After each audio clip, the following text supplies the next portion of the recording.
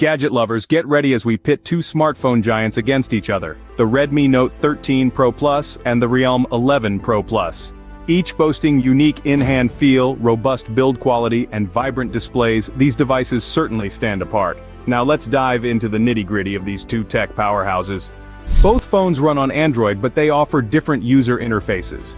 The Redmi boasts MIUI, while the Realme operates on Realme UI. Performance-wise, both are snappy and responsive. As for storage, they offer plenty to keep your apps and memories.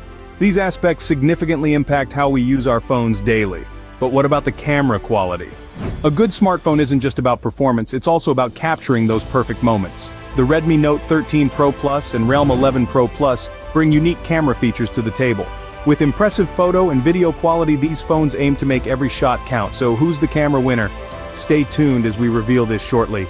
Now let's talk about the battery life, connectivity options, and sound quality of these phones.